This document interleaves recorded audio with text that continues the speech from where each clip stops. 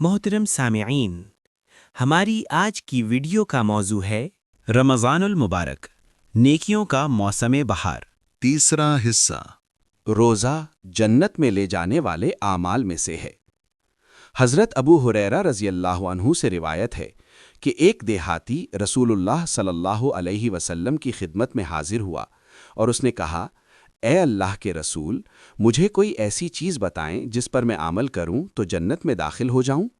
تو رسول اللہ صلی اللہ علیہ وسلم نے ارشاد فرمایا، تعبد اللہ لا تشرک به شیئا وتقیم الصلاة المکتوبۃ وتؤدی الزکاة المفروضۃ وتصوم رمضان۔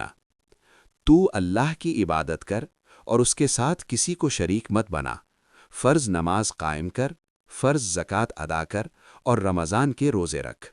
یہ سن کر دیہاتی نے کہا، اس ذات کی قسم جس کے ہاتھ میں میری جان ہے، میں ہمیشہ نہ اس سے زیادہ کروں گا اور نہ اس سے کم۔ پھر جب وہ چلا گیا تو رسول اللہ صلی اللہ علیہ وسلم نے فرمایا، من سرہ ان ینظر الی رجل من اہل الجنت فلینظر الی ھذا۔ جو آدمی اہل جنت میں سے کسی شخص کو دیکھنا چاہتا ہو وہ اسے دیکھ لے۔ روزہ خوروں کا انجام۔ ماہ رمضان المبارک کی خصوصیات اور روزہ کے فضائل سماعت کرنے کے بعد آئیے اب یہ بھی جان لیجئے کہ ماہ رمضان المبارک میں بغیر عذر شرعی روزہ نہ رکھنا کتنا بڑا گناہ ہے اور اس کی کیا سزا ہے۔ حضرت ابو امامہ الباہلی رضی اللہ عنہ بیان کرتے ہیں کہ میں نے رسول اکرم صلی اللہ علیہ وسلم کو یہ فرماتے ہوئے سنا، میں سویا ہوا تھا کہ خواب میں میرے پاس دو آدمی آئے جنہوں نے میرے بازوؤں کو پکڑ کر مجھے اٹھایا اور ایک دشوار چڑھائی والے پہاڑ تک لے جا کر مجھے اس پر چڑھنے کے لیے کہا۔ میں نے کہا، میں اس پر چڑھ نہیں سکتا۔ انہوں نے کہا، ہم اسے آپ کے لیے آسان بنا دیں گے۔ چنانچہ میں نے اس پر چڑھنا شروع کیا، حتیٰ کہ پہاڑ کی چوٹی تک پہنچ گیا تو میں نے وہاں چیخنے اور چلانے کی آوازیں سنی۔ میں نے دریافت کیا کہ یہ چیخو پکار کیسی ہے؟ انہوں نے جواب دیا کہ یہ جہنمیوں کی آہو بکا کا شور ہے۔ پھر مجھے اس سے آگے لے جایا گیا جہاں میں نے کچھ لوگوں کو الٹا لٹکے ہوئے دیکھا جن کی بانچھیں چیر دی گئی تھیں اور ان سے خون بہہ رہا تھا۔ میں نے پوچھا، یہ کون لوگ ہیں؟ جواب ملا کہ یہ وہ لوگ ہیں جو روزوں کے ایام میں کھایا پیا کرتے تھے۔ دوم، قیام رمضان، نماز تراویح۔ رمضان المبارک کے خصوصی اعمال جن کی اس مہینے میں زیادہ تاکید کی گئی ہے، ان میں سے ایک عمل قیام رمضان یعنی نماز تراویح ہے۔ حضرت ابو ہریرہ رضی اللہ عنہ بیان کرتے ہیں کہ رسول اللہ صلی اللہ علیہ وسلم قیام رمضان کی ترغیب تو دلاتے تھے، تاہم انہیں سختی سے اس کا حکم نہیں دیتے تھے، اور آپ صلی اللہ علیہ وسلم ارشاد فرماتے، من قام رمضان ایمانا واحتسابا غفر له ما تقدم من ذنبہ۔ جس شخص نے ایمان کے ساتھ اور اللہ کی رضا کو طلب کرتے ہوئے رمضان کا قیام کیا، اس کے پچھلے گناہ معاف کر دیے جاتے ہیں۔ اور حضرت عائشہ رضی اللہ عنہا بیان فرماتی ہیں کہ ایک رات رسول اللہ صلی اللہ علیہ وسلم آدھی رات کے وقت مسجد میں تشریف لے گئے اور آپ صلی اللہ علیہ وسلم نے نماز پڑھی۔ چنانچہ لوگوں نے بھی آپ صلی اللہ علیہ وسلم کی اقتداء میں نماز پڑھی، اور جب صبح ہوئی تو لوگوں نے ایک دوسرے کو اس نماز کے بارے میں بتایا۔ پھر جب اگلی رات آئی تو پہلی رات کی نسبت زیادہ لوگ جمع ہو گئے اور انہوں نے رسول اللہ صلی اللہ علیہ وسلم کے پیچھے نماز پڑھی۔ پھر جب صبح ہوئی تو انہوں نے مزید لوگوں کو آگاہ کیا۔ اس طرح جب تیسری رات آئی تو لوگوں کی تعداد اور زیادہ ہو گئی۔ چنانچہ رسول اللہ صلی اللہ علیہ وسلم مسجد میں تشریف لے گئے اور لوگوں نے آپ صلی اللہ علیہ وسلم کے پیچھے نماز پڑھی۔ پھر جب چوتھی رات آئی تو لوگ اتنے زیادہ تھے کہ مسجد چھوٹی پڑ گئی، لیکن نبی کریم صلی اللہ علیہ وسلم اس رات مسجد میں تشریف نہ لے گئے یہاں تک کہ فجر کی آذان ہو گئی۔ پھر آپ صلی اللہ علیہ وسلم نے فجر کی نماز پڑھائی اور لوگوں کی طرف متوجہ ہو کر آپ صلی اللہ علیہ وسلم نے خطبہ مسنونہ پڑھا اور ارشاد فرمایا، اما بعد فإنه لم يخفى علي مكانكم ولكني خشيت ان تفرض عليكم فتعجزوا عنها۔ لوگو، آج رات مسجد میں تمہاری موجودگی مجھ سے مخفی نہیں تھی، لیکن میں مسجد میں اس لیے نہ آیا کہ مجھے اس بات کا اندیشہ ہوا کہ کہیں یہ نماز تم پر فرض ہی نہ ہو جائے اور پھر تم اس سے عاجز آ جاؤ۔ اور جہاں تک رکعات تراویح کی تعداد کا تعلق ہے تو اس کے متعلق بھی چند احادیث بغور سماعت فرما لیجئے۔ صحیح بخاری میں مروی ہے کہ ابو سلمہ بن عبد الرحمن رضی اللہ عنہ نے حضرت عائشہ رضی اللہ عنہا سے پوچھا، رمضان میں رسول اللہ صلی اللہ علیہ وسلم کی نماز کیسی تھی؟ تو انہوں نے جواب دیا، ما کان رسول اللہ صلی اللہ علیہ وسلم یزید فی رمضان ولا فی غیرہ علی 11 رکعۃ۔ رسول اللہ صلی اللہ علیہ وسلم ماہ رمضان اور دیگر مہینوں میں 11 رکعات سے زیادہ نہیں پڑھتے تھے۔ حضرت جابر بن عبداللہ رضی اللہ عنہ بیان کرتے ہیں کہ رسول اللہ صلی اللہ علیہ وسلم نے ہمیں رمضان میں 8 رکعات اور نماز وتر پڑھائی۔ پھر اگلی رات آئی تو ہم جمع ہو گئے اور ہمیں امید تھی کہ آپ صلی اللہ علیہ وسلم گھر سے باہر نکلیں گے، لیکن ہم صبح تک انتظار کرتے رہ گئے۔ پھر ہم نے رسول اللہ صلی اللہ علیہ وسلم سے اس سلسلے میں بات کی تو آپ صلی اللہ علیہ وسلم نے فرمایا، انی خشیت او کرہت ان یکتب علیکم الوتر، مجھے خطرہ تھا کہ کہیں تم پر وتر فرض نہ کر دیا جائے۔ امام مالک نے الصائب بن یزید رضی اللہ عنہ سے روایت کیا ہے کہ حضرت عمر رضی اللہ عنہ نے ابی بن کعب رضی اللہ عنہ اور تمیم بن داری رضی اللہ عنہ کو 11 رکعات پڑھانے کا حکم دیا۔ ان احادیث سے معلوم ہوا کہ 1 رمضان اور دیگر مہینوں میں رسول اللہ صلی اللہ علیہ وسلم کی رات کی نماز 11 رکعات تھی۔ 2 اور یہی 11 رکعات ہی آپ صلی اللہ علیہ وسلم نے رمضان میں صحابہ کرام رضی اللہ عنہم کو بھی باجماعت پڑھائیں۔ 3 پھر جب حضرت عمر رضی اللہ عنہ نے نماز تراویح کے لیے لوگوں کو جمع کیا تو انہوں نے بھی 2 صحابہ کرام ابی بن کعب رضی اللہ عنہ اور تمیم بن داری رضی اللہ عنہ کو 11 رکعات ہی پڑھانے کا حکم دیا۔ نماز تراویح ہی ماہ رمضان میں نماز تہجد ہے۔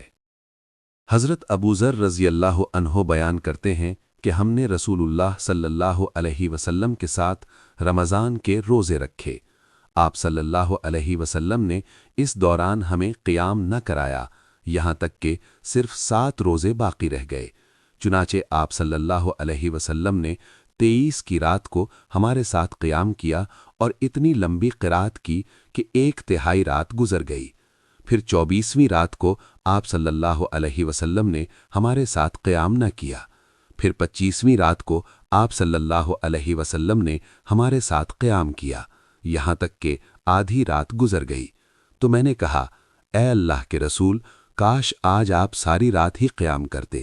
رسول اللہ صلی اللہ علیہ وسلم نے جواب دیا، انہو من قام مع الامام حتی ینصرف کتب لہ قیام لیلۃ، جو شخص امام کے ساتھ قیام کرے یہاں تک کہ امام قیام سے فارغ ہو جائے تو اس کے لیے پوری رات کے قیام کا اجر لکھ دیا جاتا ہے۔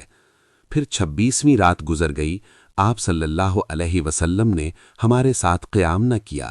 پھر 27ویں رات کو آپ صلی اللہ علیہ وسلم نے ہمارے ساتھ قیام کیا اور اپنے گھر والوں اور اپنی ازواج مطہرات رضی اللہ عنہن کو بھی بلا لیا اور اتنا لمبا قیام کیا کہ ہمیں سحری کے فوت ہو جانے کا خطرہ پیدا ہو گیا۔ اس حدیث سے معلوم ہوتا ہے کہ آپ صلی اللہ علیہ وسلم نے رمضان میں نماز تراویح پر ہی اکتفا کیا اور اس کے بعد نماز تہجد نہیں پڑھی، کیونکہ سحری تک تو آپ صلی اللہ علیہ وسلم نماز تراویح ہی پڑھاتے رہے، اور اگر اس میں اور نماز تہجد میں کوئی فرق ہوتا یا دونوں الگ الگ نمازیں ہوتیں تو آپ صلی اللہ علیہ وسلم تراویح کے بعد تہجد پڑھتے۔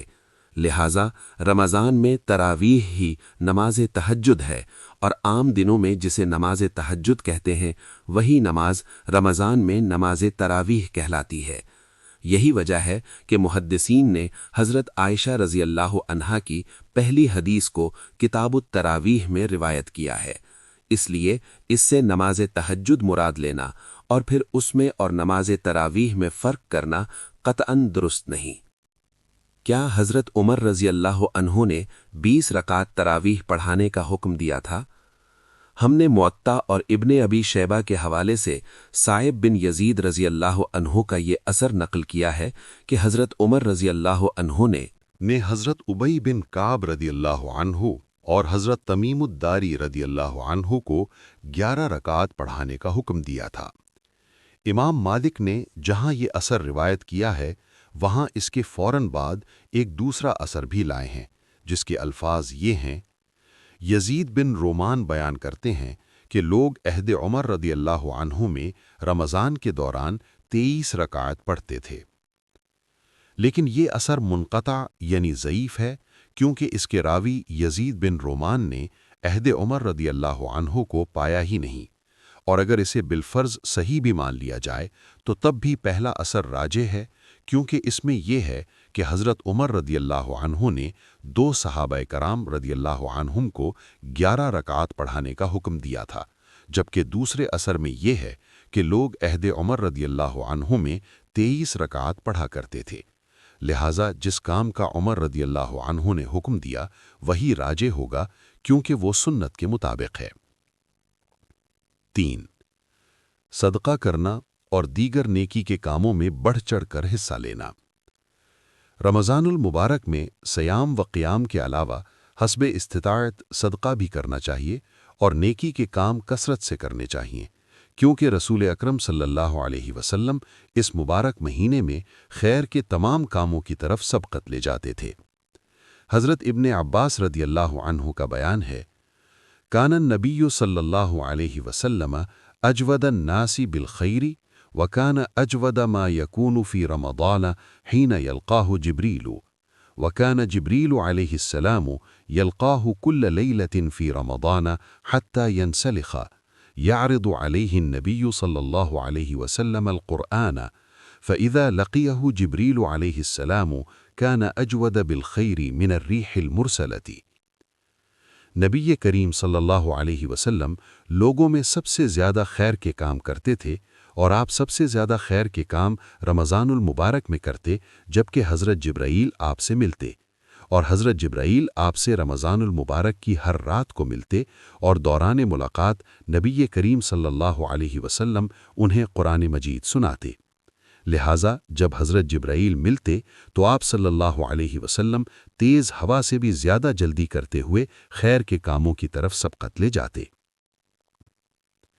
خاص طور پر روزے داروں کی افطاری کا اہتمام ضرور کرنا چاہیے کیونکہ رسول اللہ صلی اللہ علیہ وسلم کا ارشاد ہے: من فطر صائما کان له مثل اجرہ غیر انہ لا ينقص من اجر الصائم شیء۔